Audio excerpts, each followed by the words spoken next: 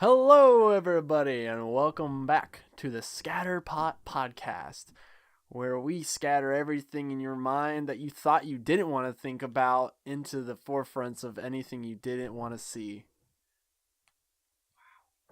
I could do that every day. What? What? Like, hold on.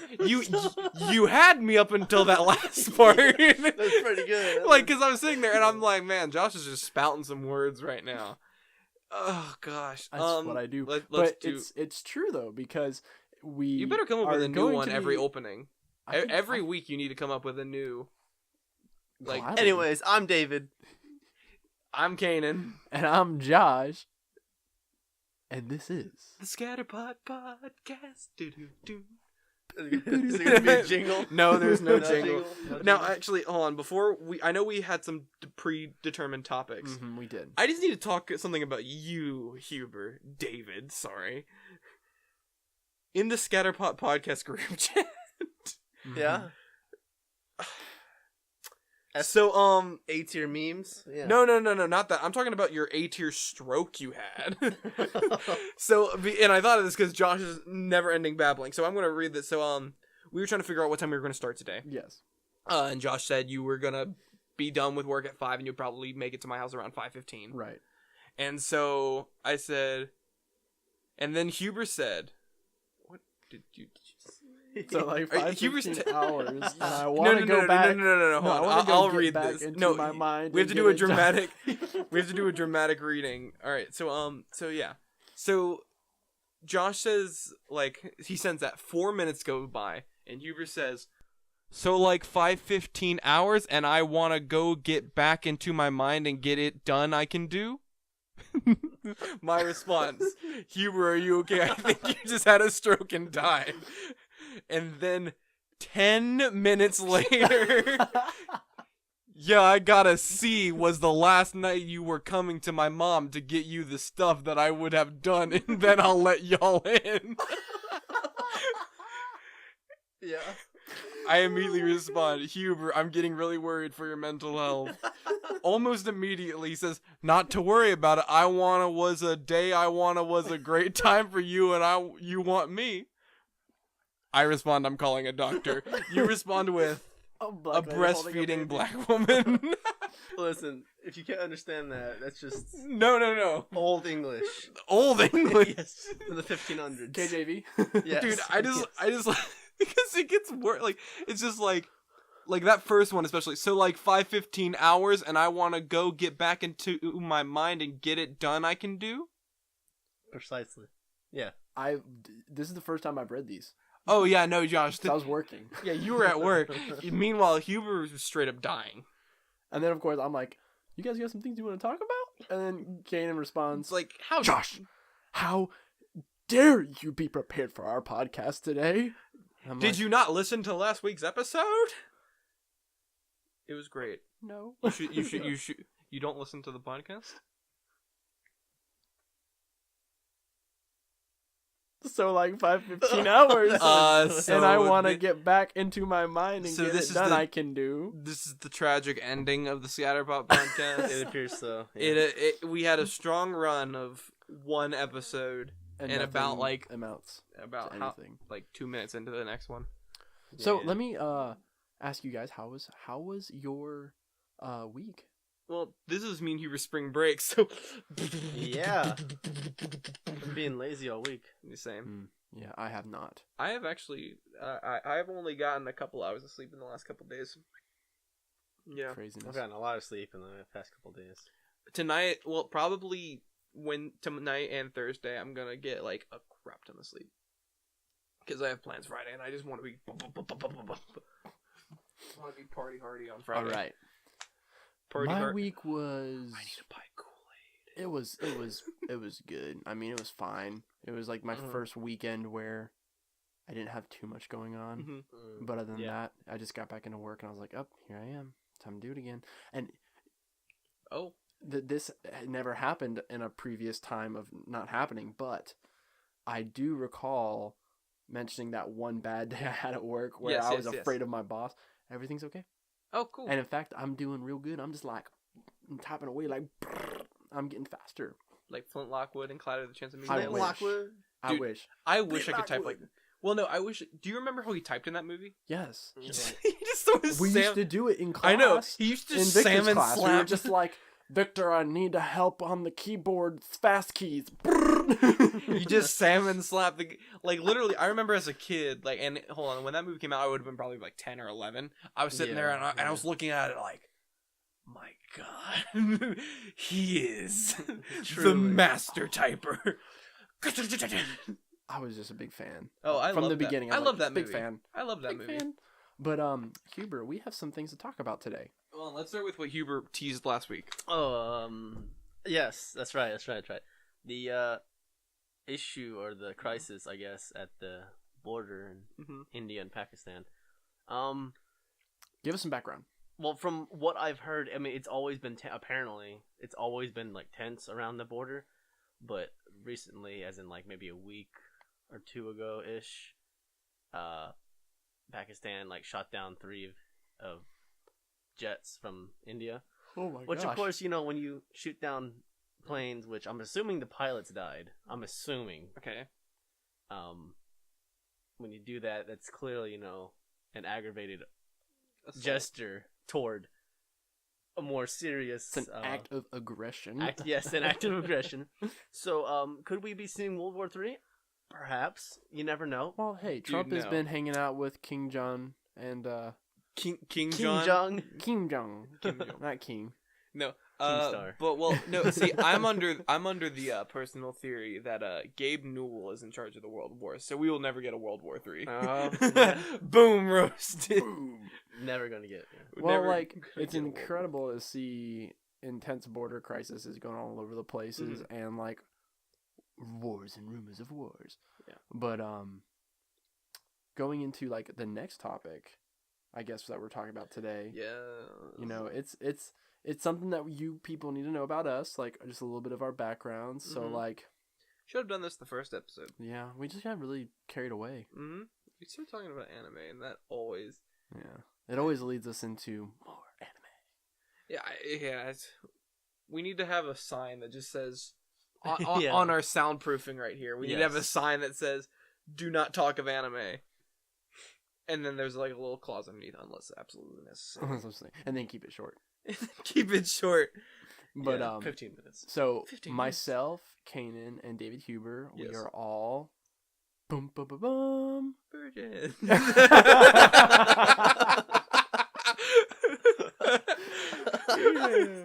Not me. I'm married. Yeah, you're Yeah, married. you're married. But we're all Christians. It was a funny joke. That was a good joke. Yeah. That was great. Bum, ba, da, ba.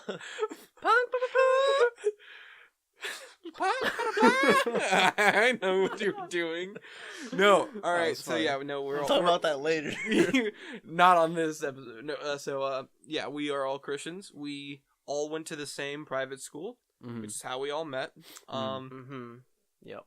Yeah, like a little bit of our background in school as well, because we all went to a very Southern Baptist Christian school. Yeah, you're not wrong there. So currently, all 3 of us have beards. Woo! Yes, yeah. And that was something that was never even thought to have been allowed ever. At Vicatory, and like a little over 2 weeks ago, I basically had a ponytail, which also not allowed at Victory. Actually, Josh, have you seen the picture of me with a ponytail? No, I'm not. So basically, my hair was just long enough, and I was curious if I could pull off a ponytail. I mean, I could do a ponytail. I'm not gonna say it looked good because it didn't, but. It was the ponytail. That is okay. There it is. and that's like a proper Yeah, ponytail. I would have it that long when I first got back from Nepal. But yes, but And then this was my hair wasn't long enough to do a full bun, so I had like a baby bun. yeah, but Little baby bun. yeah, that's the weirdest but like best feeling. But of course, you've got the stereotypes of the man buns, and Yeah. Hannah would always warn me that if I did that in public, someone would eventually come up and on camera just snip it right off. And then I would have to chase them down because, I mean, obviously after someone cuts off your man bun, you chase them down so you can retrieve it and put it back. Yes. Yeah, that's Any super glue it reasonable back. human being would go and replace his man bun after it was brutally stolen from him. Yeah. It was No, an act of Yes. aggression. Yes. Yeah, active aggression. No, what's funny about being Christian but like looking like the way I do? Spoiler: when I had my long hair, I looked like the most stereotypical pothead you've ever seen. Yes. And so it's Yeah. because before then I wasn't really trimming up my beard, so my beard was just all like crazy and my hair was just all wild. I went to Little Caesars to pick up pizza, and the guy there was like talking about how he wanted to smoke some weed, and he looked at me and he said like, well, and they're like, there's a customer in the lobby, and he's like, nah, this dude's fine.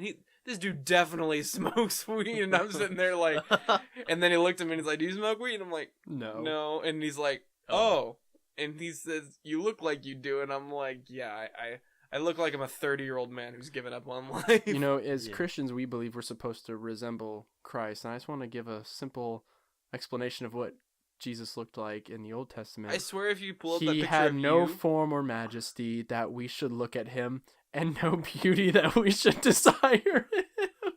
are you saying I'm the next Jesus? Jesus. Everyone's been making Jesus like this beautiful, like slim man, but Jesus looked like me. A man of sorrows and acquainted with grief. Dude, And I as am of Jesus. one whom men hid their faces.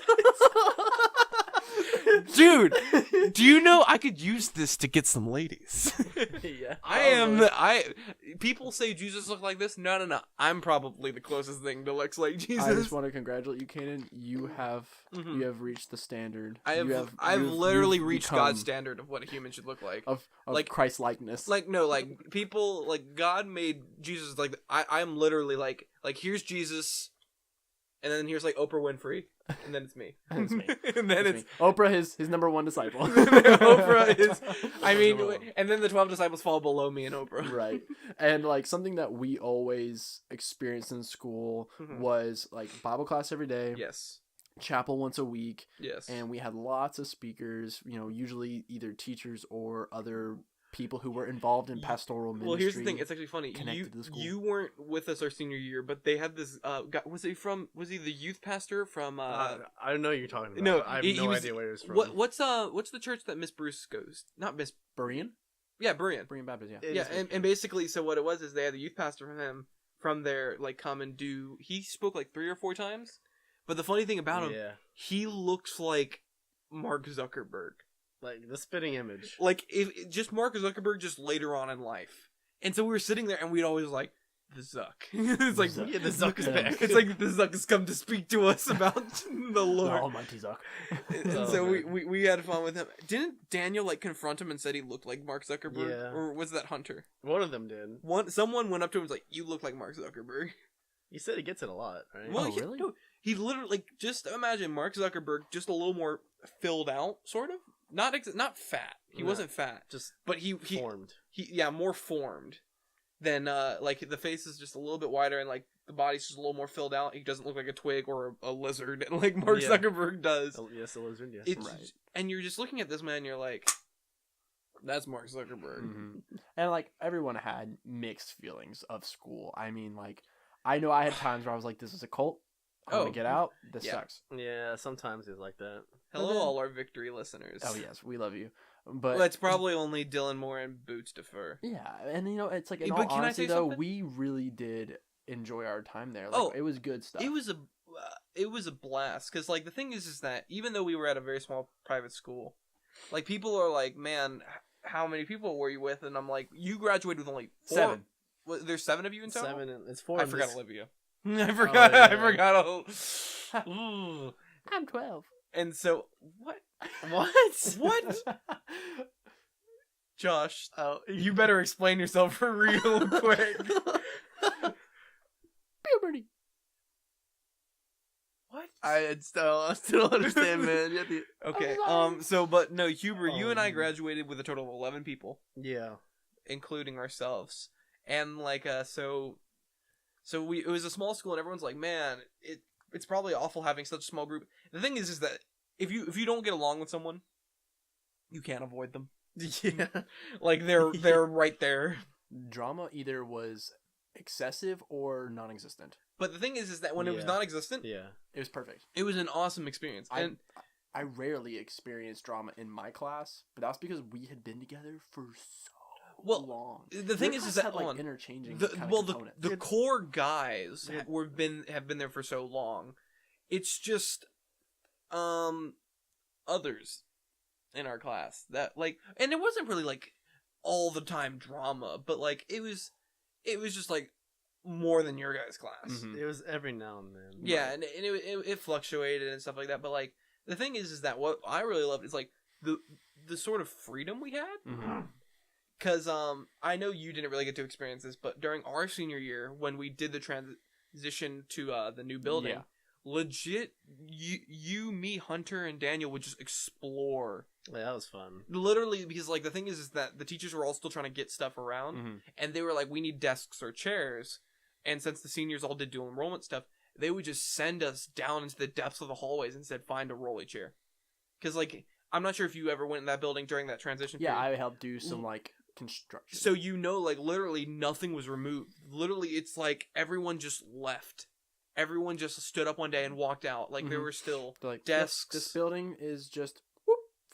Yeah. Like the marker boards still had writing on them. Like it, and it was awesome. So like we got to spend a lot of our days just free roaming these hallways, and it was awesome to explore. And we saw a lot of creepy things in that place. That place is, Yeah, I can. and we found a believe lot that. of like keys to things we didn't know. We actually, I still have this key. It's in my car. We found a key to a time capsule apparently Oh, really? somewhere on the property. We have Oh, no idea yeah. where the time capsule is. Well, obviously, if it's time capsule, it's probably buried. Well, yeah, it's no. It's just it's on the table. Of all places to bury it, where do you think someone would bury that? My theory is that it would have to have been buried somewhere by the baseball field. That's my Yeah. thought, at least, because I doubt they went all the way to the football field, Probably not. I don't know. or There's went a out lot to of the places woods to past. bury it, though. That's the thing. Like people, like it may be in the woods by the football, but it has to be somewhere like core to the school. And so I was thinking most likely like the baseball field. Very well could be. But the thing is, we have no idea where it's buried. We couldn't find anything to prove where it was buried. We just found a key that said like 1990 time capsule, and we're Oh, like, shoot. and we're like, dang, I really wish. Mm-hmm. And that key's actually in my car. Yeah. I stole that key. Well, Hmm that's cool. Yeah. There So you if go. Victory ever does find that time capsule, We never had anything as exciting as that in my class. yeah, I like. I'm not gonna lie. Like, even though like your class had way less drama than ours, having the drama sometimes made things a little more interesting. Like, also, we were the guinea pigs. No, We well, were- well, no. Here's the thing: you guys were the test run. Yeah. We were the guinea pigs. Yeah, they're like, we'll try it, and Try then it we'll with y'all. actually put it on you guys. Yeah, like the thing is Yeah. that you guys were the ones that just ran through the course, and then they're like, "All right, let's adjust this and this in the course," and then they just hit us with sticks. Does it work? Are you guys still okay? It's like you guys almost Yeah. your class almost single-handedly ruined iPads for the entire school.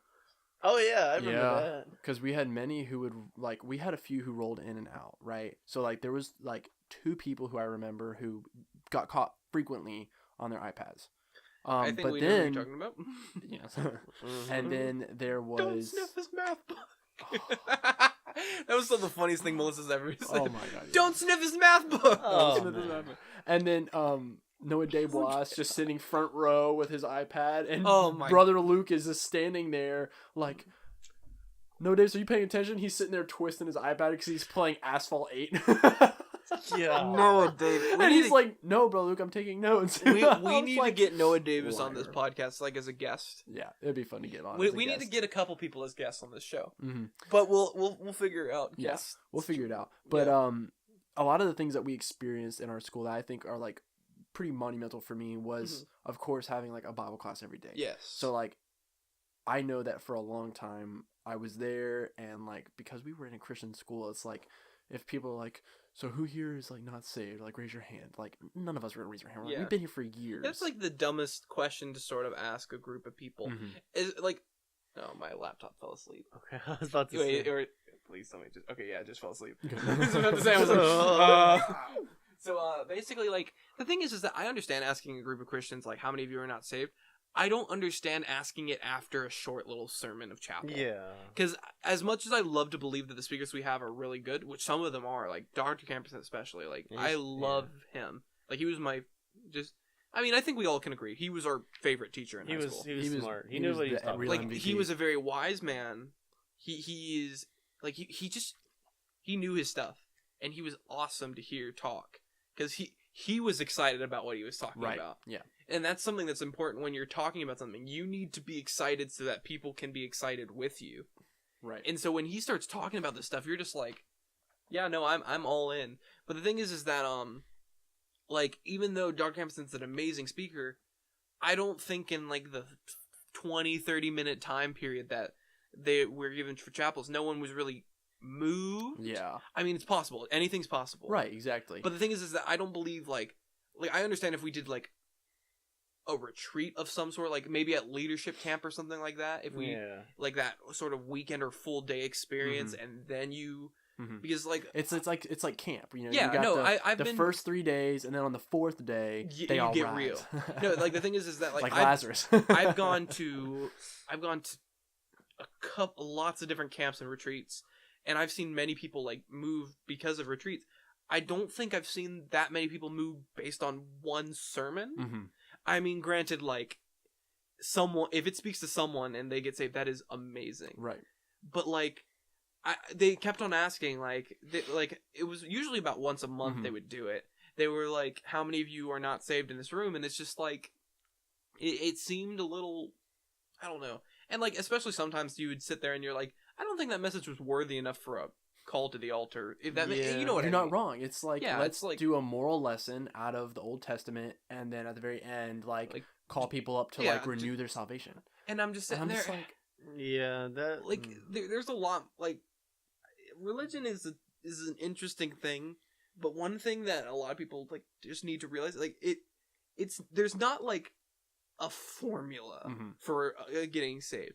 Everyone has a different story. Yeah. I mean, granted, some stories are very similar, but like everybody has their own story and how they, like, what challenges they overcame or what caused them to realize that they needed to change in their life, or if they just were all in from the beginning and they just grew up and they decided they were going to grow in their relationship. Like, that's the thing. Like, there's not like a de facto way. There's not like a sermon to convert all the sinners. There isn't. The only thing that we know does work is the gospel. Yes. That's like the main thing. Yeah. But of course, like, I bring all this up because our school like viewpoint really shaped and of course it molded me, especially who I am today. The school molded but all it of also us. taught me a lot about what the difference between authentic versus not. Isn't that crazy? No, yeah. Because it's like you are experiencing that constant, like, just, hey, if you're not sure, try again. If you're not sure, try again. And or what would be another thing, like, know your Bibles, but don't know let your KJV. only know your KJV. Yeah. Yes. No, and hold on, before we go any further in this, we love victory. Oh, so much. We like. I mean, I still like. I go to the basketball games. I go to the events.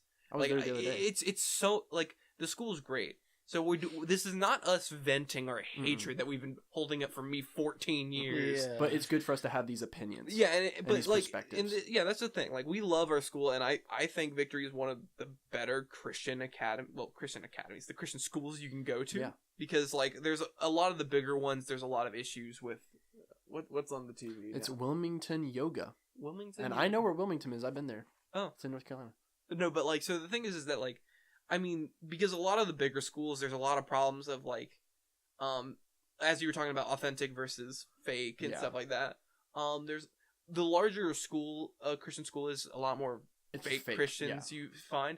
Now, I can't speak for all the classes at Victory, but I can say for pretty certain, your grade, our grade, and then the grade below us, a lot of very authentic, real Christians, like some solid believers. Yes, and that's the thing. And one thing that I just and then of course there's the younger kids. There's there's select few in the younger that I'm like, you are like all into this. And that's what's important to remember is like, and we bring this up to talk about the kind of something we wanted to just throw out there because Huber got me all energized for it. Woo! But it's just, I remember in my junior year, I mean, I had gone to Victory since 3rd grade. Yeah. And I remember when I was at Victory, I actually made like one of these little, I wanted to tattle on someone, and I was nervous to do it. So, and it was Miss Carter, okay? Okay. So, Yeah. for everyone who's listening, Miss Carter, I hope you don't ever hear this, but you were a scary teacher.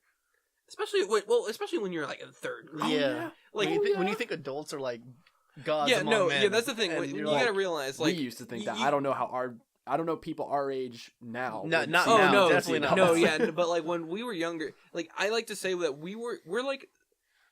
we're technically the current generation, but we are like what did you just spray my couch with Febreze? I need some fresh scent.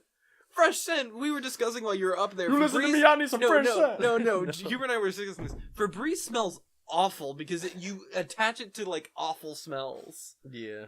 Like it smells objectively good, but you're just like, ugh, this is. Ugh. You're like, I know this Overwhelming. is masking something worse. But But what were we talking about?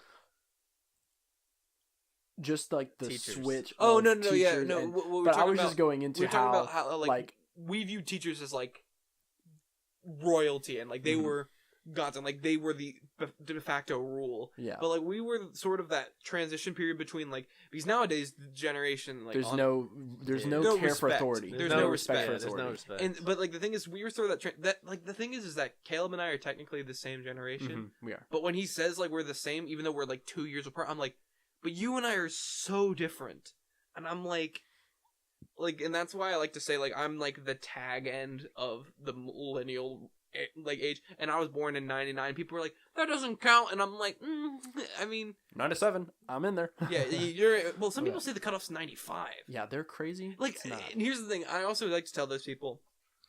No one knows what generation they're in until years down the Yeah. line. Yeah, until they People make it up. didn't call baby boomers. They just called them horny. yeah, after the war. But And it's so- just like I say all that to go into just how it was so easy to get caught up into this. My relationship with God is totally outer. It's Yes. it's for what people see me in the halls. It's what my teachers see. Possibly my parents at home. You know, in my house, it wasn't really always like that. I just was obedient.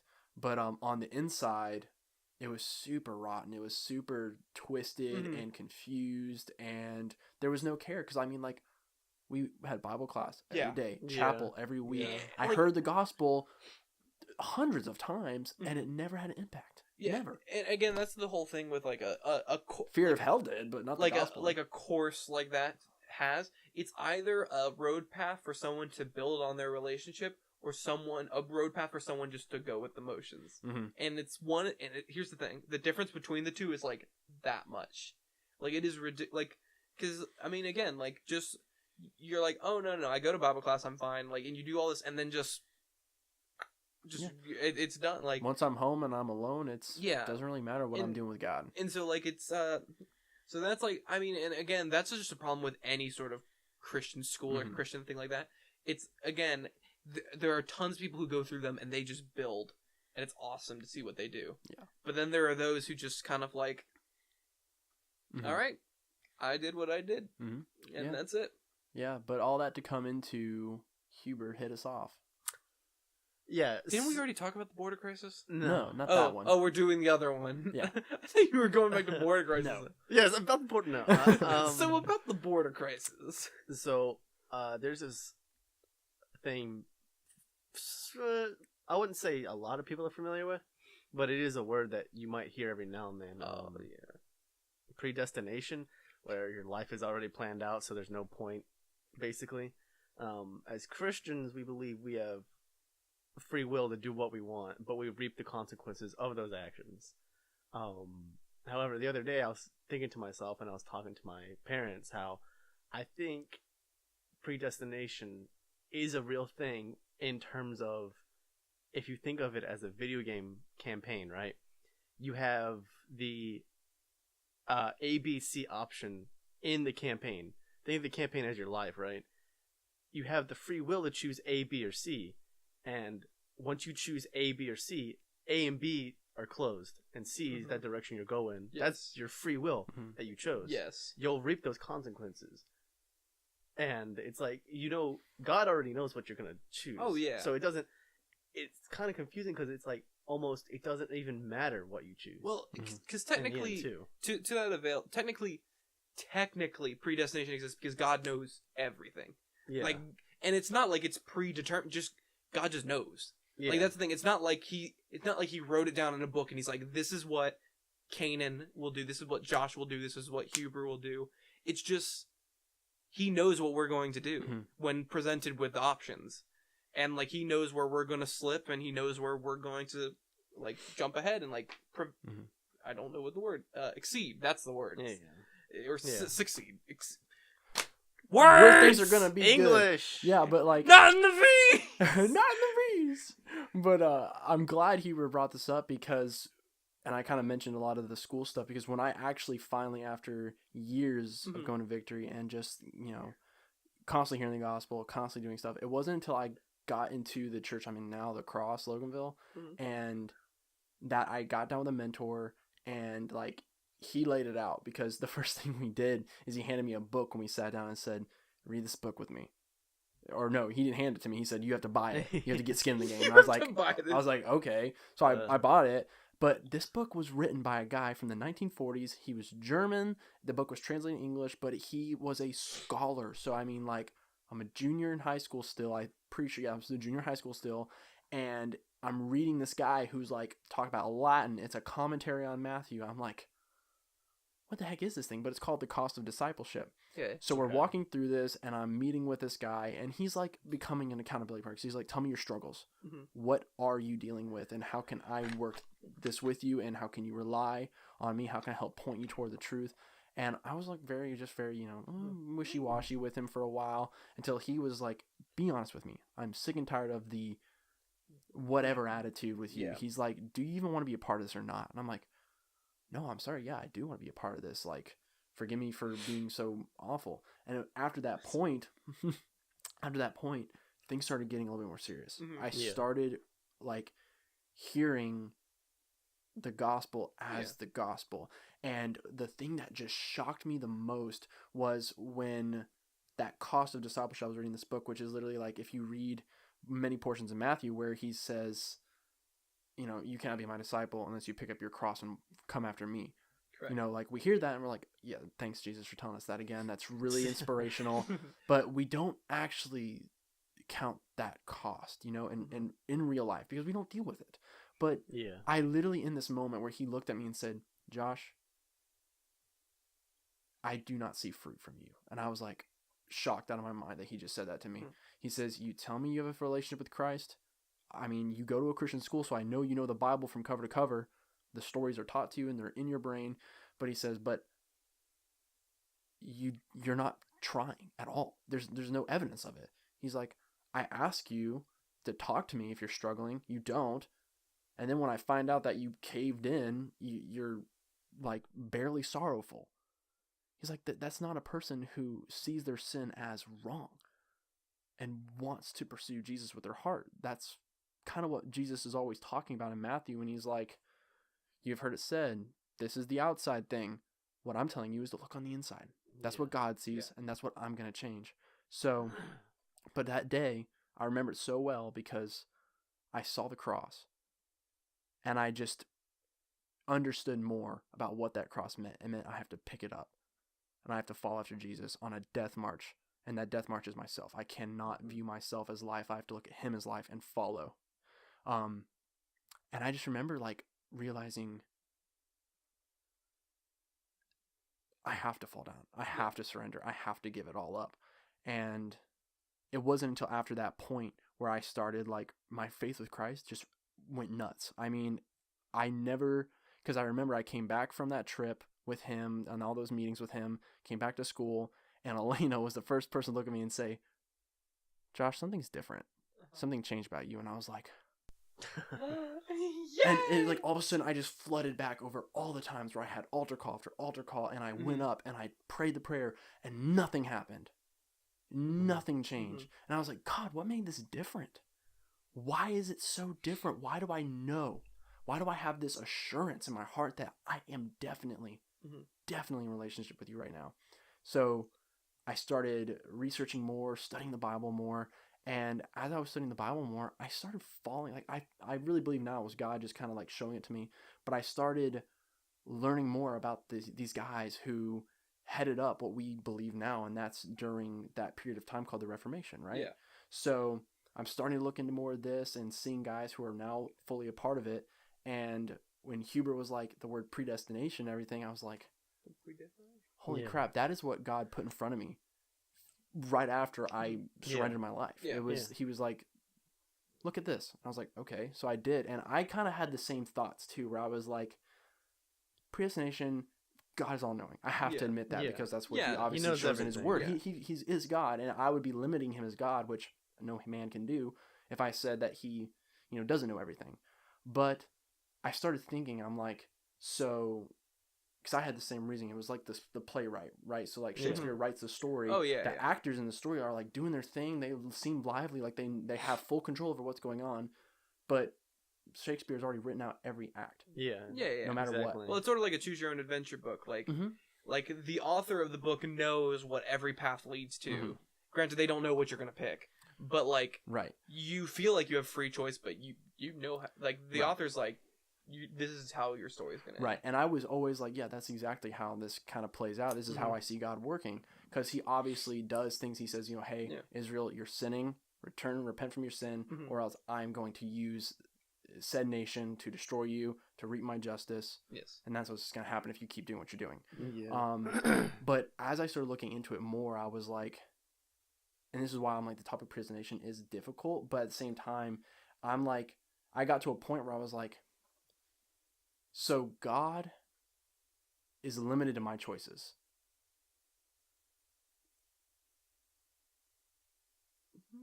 See, that's definitely one of those things like you don't want to limit God, but at the same time, he doesn't want to infringe upon your life because he gave humans free will. But we also have to know, like, God created us. That's what I was about to say. Like exactly. he created, like God us. gave us we the are choices. the clay and he is the potter. I mean, that says that in Isaiah or Ezekiel, I forget. So it's like I started reflecting on that, and I was like, so if God is all powerful and I trust in his all power to be able to do the things that I couldn't do for myself, that I couldn't fathom, then how come what I do affects and changes what he can do? And I'm like, no, that doesn't make sense. That's not how God works. It's interesting because, like, it's trying to simplify something that's so complex that's beyond our, like, I know everybody says, like, God is beyond our understanding of power, but, like, we still try to see if we can, like, squeeze him into this little box, like, this is what he can. No, we just can't. Like, it's trying to understand something it's like trying to understand infinity. Like, or like, something like the Trinity. Like and I'm using the infinity like this. We know what infinity is, but no one can tell you exactly what infinity. Like, everyone's like, infinity is everything. It goes on forever, and it's just like, right. But what is infinity? Like, because it's a concept that is outside of our thinking and like, reality. we don't know. We can tell you, like, try to imagine an endless bookshelf with endless books going up down, and left, right. But that still imagine isn't the eternity. scene at the end of Interstellar. But that still isn't eternity. Yeah, and so like that, and that's the thing. So, like, people, like, try to understand what God is, but, like, again, it's just, we only see, like, this much. Like, we can only fathom, like, this much of what God truly is. And I want to bring this back to something you were talking about. Like, you go to the altar calls and stuff like that. Have you ever guys heard of something called a camp high or a church high? Yes. Yeah. So for the spiritual high. So, like, basically, for those of you that don't know, it's when you go to a retreat or some sort of conference or something like that, and you just feel like you are on top of, like, you have your spiritual life down. You're like, I understand everything. But of course, there's all highs. There's always it's like a peak, and that's the thing. Like, every time in my church we go on trips, we always tell the students, we tell them that camp highs, church highs, spiritual highs, like, all these are things. We're like, hey, right now you may feel like you have everything down, but nothing's going to change unless you change. They're like, you cannot just go back home and pretend like that. Like, you have to take what you learned here and apply it to your life. And you were talking about how you had that guy who's sort of an accountability partner to you. I believe accountability partners are crucial to spiritual walks, because, like, I mean, people can say, "Oh, I'm going to do this. I'm going to work on this of me," but I mean, we're human. We fail. Like, that's why I believe, because that's how I feel like I've gotten how far I am. Because I very early on, like middle school, I was put in a small group with this guy named Aaron Finley. I remember Aaron. And he was all about accountability. The whole small group was like a huge accountability. And he was like, I don't want to hear like, oh, everything's fine. Or he says, I want to know what's going on in your life, what you're struggling with, what you need prayer for, and what we need to help you with.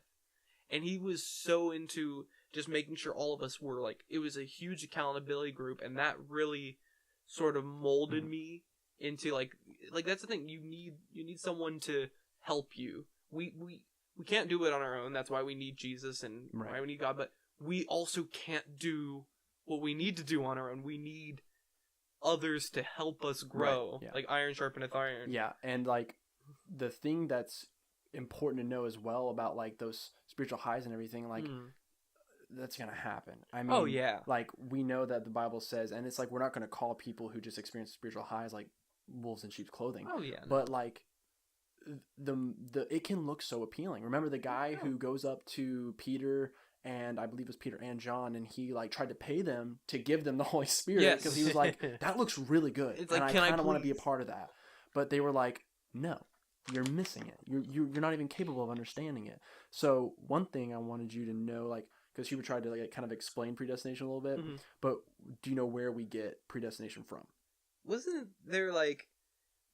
Because it's actually in the Bible. Yeah, I forget. It's in the Bible. Oh, I was thinking of the other religion, deism, of the whole like God created the world and then just hands off like a clock sort of thing. Right. Yeah. I mean, there's gosh, and that's obviously not the God we worship either. That is deism. I've been learning a lot about world religions, so like that's the thing. Yeah. So like Romans 8 is the spearhead for the predestination kind of like idea. There's actually way more places in Colossians. It's in Ephesians. But it's right here. He says, and we know that for those who love God, all things work together for good, for those who are called according to his purpose, for those whom he foreknew, he also predestined to be conformed to the image of his Son, in order that he might be the firstborn among many brothers. And those whom he predestined, he also called. And those whom he called, he also justified. And those whom he justified, he also glorified. So that's one of the main points. But what that then unravels is the idea of predestination with salvation. Yeah. Because that's what gets people tripped up, is like, so you're telling me that God actually has pre-known, predestined people who he is going to save, and then those whom he's going to damn. Pretty much. And it's like... But like, it's like, why am I so lucky to be one of those people who get to experience heaven? And it seems like that. But that's where we have to look at the verses that talk about what is grace. Yes. Because the Bible will give us this, but it won't leave us on a cliffhanger. It'll give us more. So like, what is grace? You basically don't deserve it, essentially. Exactly. It's forgiveness, essentially. Like, right. So if we know what grace is, but we also like see this, like the predestined, the foreknown, the elect is another word. Yeah. It's hard to wrap our minds around it, but because it seems like, why am I so lucky? Yeah. But you're not. Like, everybody gets grace.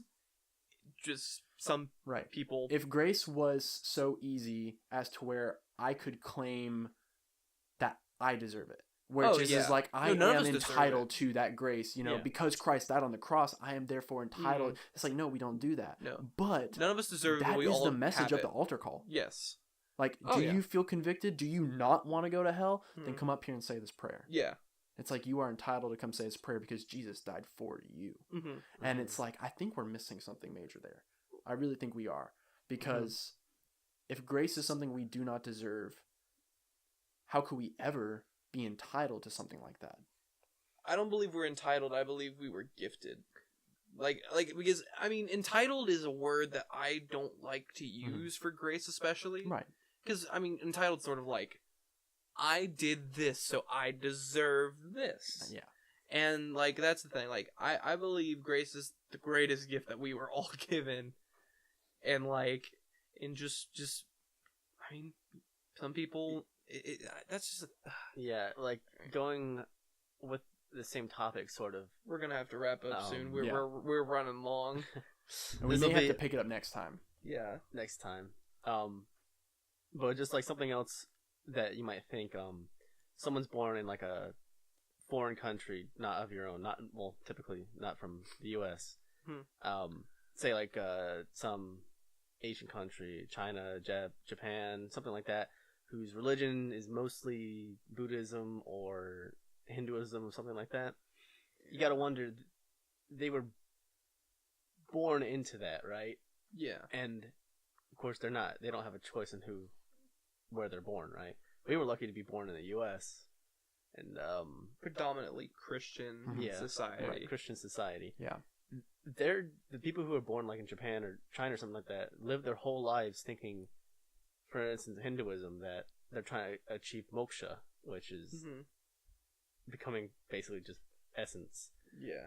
They believe that throughout their entire lives, and most of the time it's our Christians' fault for not going out and spreading the word. But that's all they know.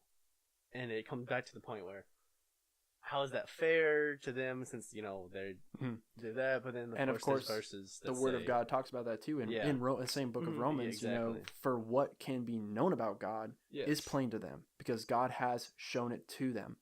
For his invisible attributes, namely his eternal power and divine nature, have been clearly perceived ever since the creation of the world in the things that have been made, so that they are without excuse. And it's like,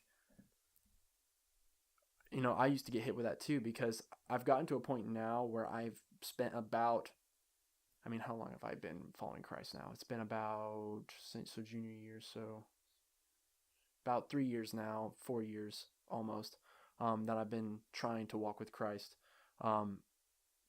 through that first surrender and everything. And this has always been in my face since that point. My PC is running low, so we do need to wrap it up soon. But, bring your charger next time. We can definitely talk about it more. And who knows, maybe this is going to end up being the thing where it's like, oh, look at Josh, he's just the Calvinist. But I've been convinced personally through what I've read in the Word that God has revealed himself to perform things in this way. And one of the things that I started studying that helped me kind of understand it a lot more are these things called confessions. So of course the Word of God I want to go to first, and everything in all ways, because I know that is the supreme authority.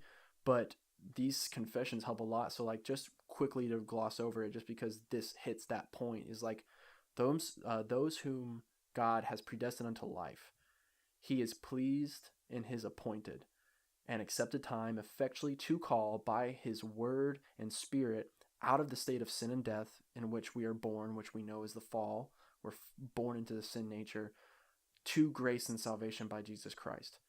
He enlightens their minds spiritually and savingly to understand the things of God, taking away their heart of stone and giving them a heart of flesh, renewing their wills, and by his almighty power determining them to that which is good, and effectively drawing them to Jesus Christ. Yet so as they come most freely, being made willingly by his grace. So the action of salvation is all on God's part, is what this is basically saying. Like, he sees and knows we are not worthy, but he wants to give his grace anyways. Because he's like, you don't deserve this. You will never have deserved it. That heart of stone and that rebellion that you were born into is permanent separation.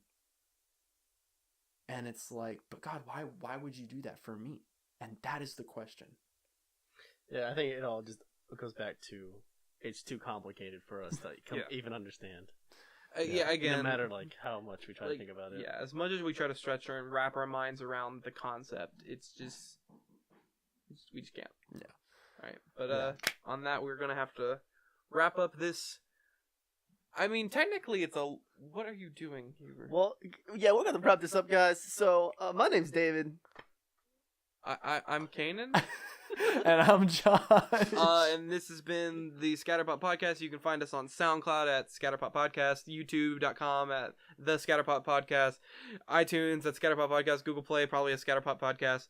Hopefully we'll be on other places soon, but you can find us all there. And Love you guys. Bye.